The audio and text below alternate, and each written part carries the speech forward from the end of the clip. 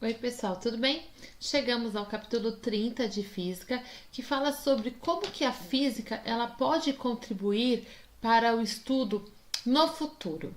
Então acompanhe comigo a partir da página 178. Bom, que a Unesco considera a física importante no desenvolvimento da sociedade e do meio ambiente. Então a gente chama de desenvolvimento socioambiental. Ela envolve o estudo dos fenômenos da natureza que estão relacionados à matéria e à energia e também como que afeta a vida moderna na produção da tecnologia. Então a física ela vem desempenhando um papel fundamental no progresso da sociedade.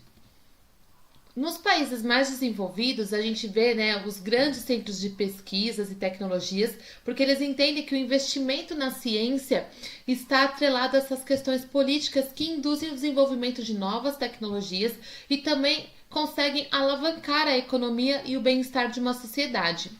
Então, nesse sentido, todas as ciências têm um papel essencial para minimizar ou até erradicar grandes problemas do mundo. Olha só, quais são alguns problemas sociais e ambientais do mundo moderno? São as alterações climáticas, poluição, violência e drogas e educação e pobreza. Então a gente vai comentar um pouquinho de cada um deles.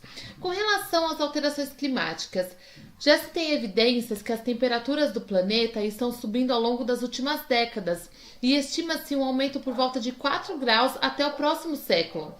E isso vai causar um clima mais severo, crise na produção de alimentos, crise no abastecimento de água e muitos surtos de doenças.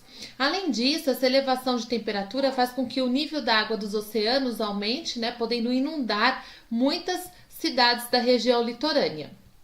A poluição. Bom, a poluição é uma das questões globais mais difíceis de se combater, porque contempla uma gama de atividades humanas, como o uso de pesticidas e fertilizantes, a queima dos combustíveis fósseis, produção de lixo que não é reciclado, entre outros. A água potável também é um fator que é essencial para a humanidade e para os animais e ainda é um desafio prover o acesso a esse recurso de maneira universal, que todo mundo tenha acesso à água potável. Estima-se que 2,2 bilhões de pessoas no mundo ainda não têm acesso à água potável, à água limpa. No Brasil, existem mais de 57 milhões de casas sem acesso à rede de esgoto, 24 milhões de pessoas sem água encanada e 15 milhões sem coleta de lixo.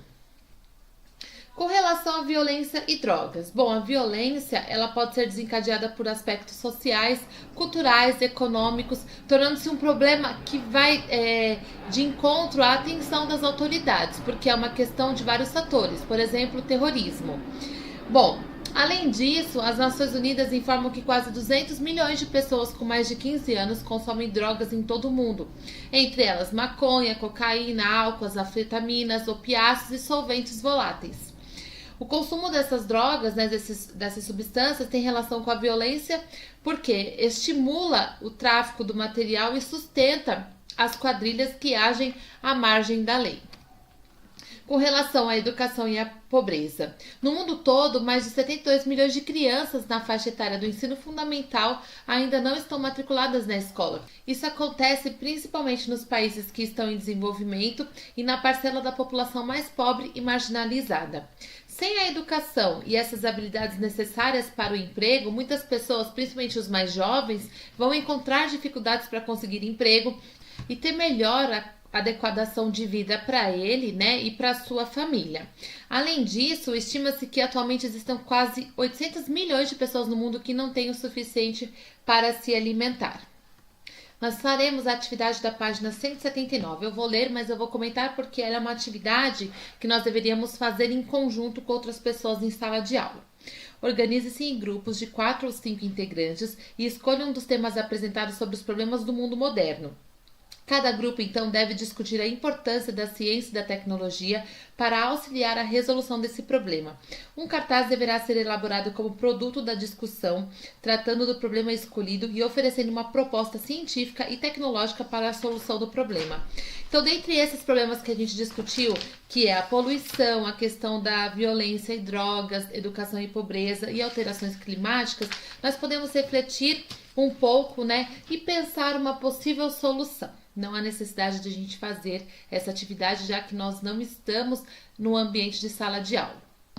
Agora vamos falar do ponto 3, que fala sobre a crise energética mundial e a energia limpa.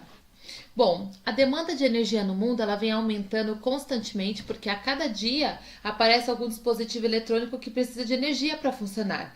Gera-se então uma busca intensa por novas fontes energéticas que sejam sustentáveis e renováveis. O avanço da pesquisa científica para esse desenvolvimento tecnológico na área de energia visa o quê? Processos ecologicamente viáveis e sustentáveis que supram as necessidades da sociedade. Portanto, um desses desafios da engenharia moderna é produzir a energia de maneira sustentável e limpa, e um dos melhores exemplos é o que a gente chama de energia solar. Atualmente, tem pesquisas realizadas em painéis solares que vão desenvolver nanocélulas solares mais eficientes a partir da nanotecnologia. Esse tipo de pesquisa depende do estudo direto da mecânica quântica, porque envolve a redução de materiais numa escala nanométrica próxima da escala atômica. E esses estudos acabam melhorando o potencial de geração de energia solar.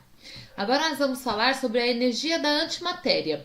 Nessa busca por fontes de energia, muitos cientistas estudam formas controladas de se obter energia da antimatéria. A dificuldade é produzir e armazenar a antimatéria.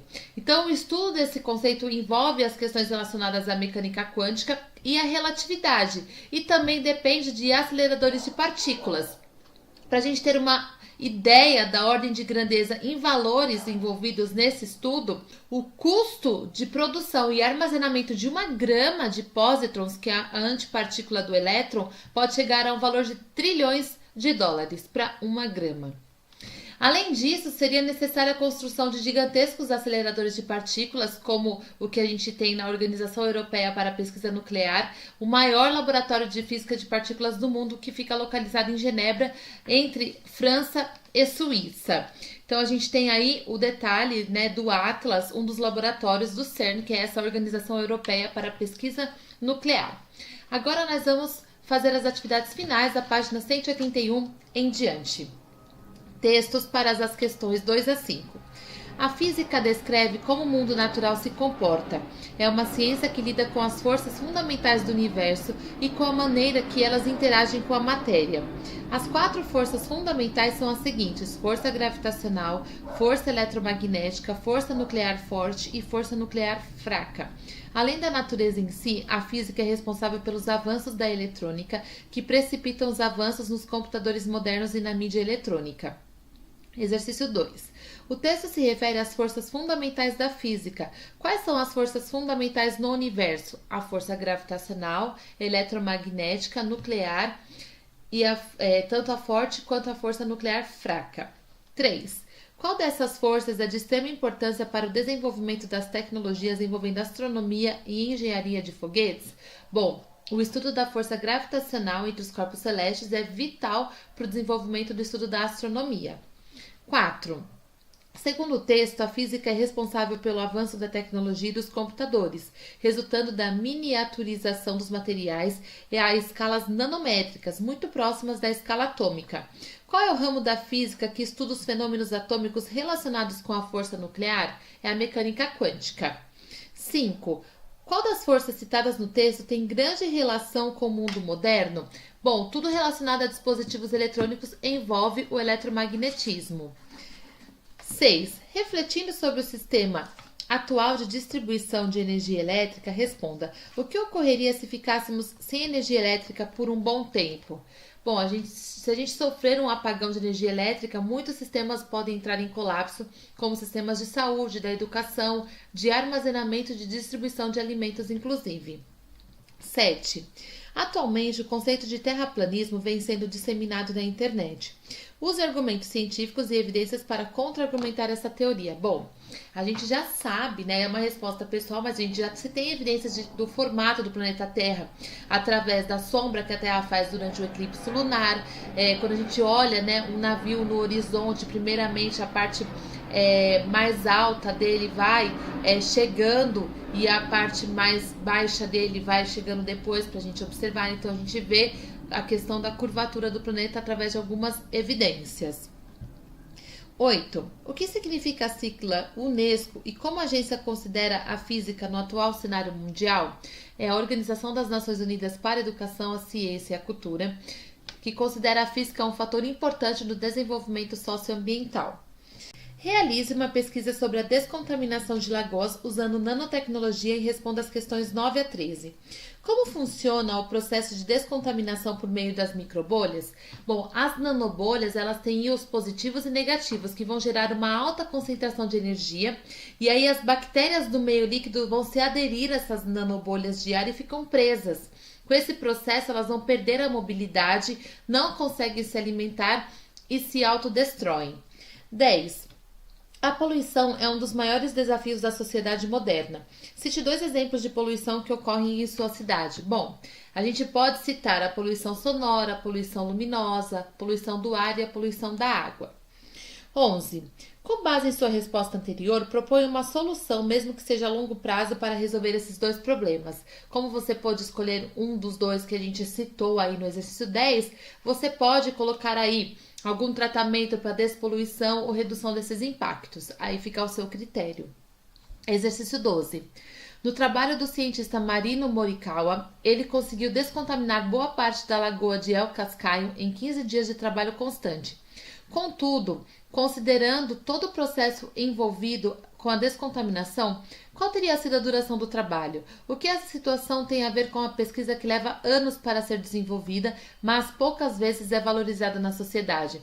Não seria possível finalizar esse trabalho em apenas 15 dias, porque envolveu grande parte da sua vida, que foi dedicada à pesquisa.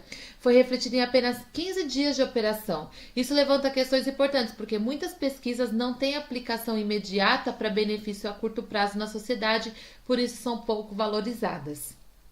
13. Em 2019, vivenciamos um dos piores crimes ambientais em cadeia nacional no Brasil.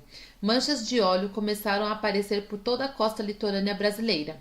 Pesquise e responda: que medidas deveriam ter sido tomadas para evitar esse tipo de catástrofe que se alastrou por todo o litoral do país? Existe a Lei Federal número 9.966/2000 que diz como deve ser realizado o contingenciamento do óleo em águas brasileiras, bem como combater essa poluição. Além disso, tem medidas preventivas e também de fiscalização que devem ter sido realizadas em todos os navios petroleiros que passaram pela nossa costa brasileira. 14. Considerando que um grave problema do governo é a corrupção, de que forma a ciência e a tecnologia poderiam auxiliar na redução de seus impactos na sociedade? Bom, é uma resposta pessoal, mas atualmente a gente tem diversas ferramentas de fiscalização como câmeras, grampos telefônicos, celulares, entre outros. Com relação a contratos e processos jurídicos, uma ferramenta tecnológica que a gente chama de blockchain é capaz de gerar históricos praticamente invioláveis que traz confiança e segurança com base na tecnologia e não no homem.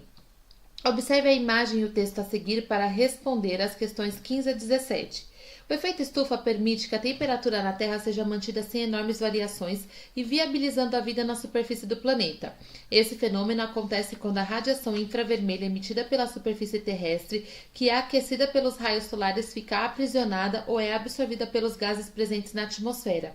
Esses gases são chamados de gases estufa ou gases de efeito estufa. O aumento da presença dos gases de efeito estufa na atmosfera pela ação humana pode estar acentuando o efeito no planeta e causando um aquecimento anômalo.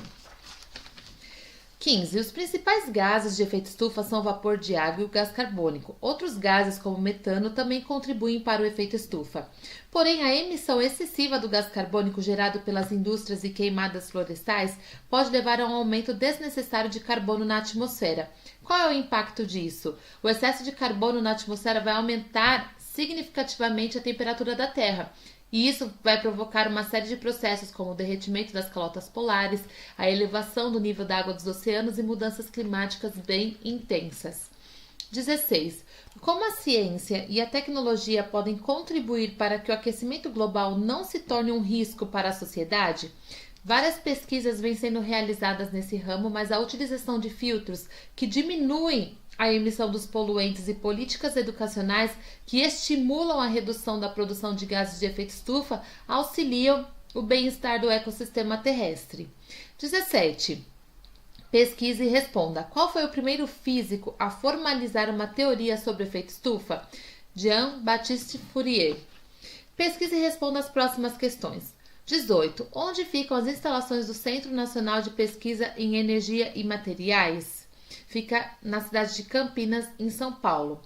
19. Quais são os laboratórios nacionais que pertencem ao campus do Centro Nacional de Pesquisa em Energia e Materiais? Fica ali, olha só, os laboratórios. A gente tem o LNN Nano, o LN Bio, o LNBR e o LNLS. Para que serve um acelerador de partículas como o da Fonte Sirius em desenvolvimento pelo Centro Nacional de Pesquisa em Energia e Materiais? O acelerador de partículas ele servirá para análise dos mais diversos tipos de materiais orgânicos e inorgânicos. E 21. Qual é o salário de um pesquisador no Brasil que deseja ingressar na carreira científica, que é a iniciação científica, mestrando, doutorando? Quanto tempo é necessário para se tornar um pesquisador sênior? Bom, não há salário, e sim programas de bolsas de incentivo. Em média, leva-se cerca de 10 a 15 anos, considerando toda a trajetória, desde a graduação dessa pessoa até o desenvolvimento da pesquisa dela. É muito importante promover essa profissionalização de carreira científica no nosso país.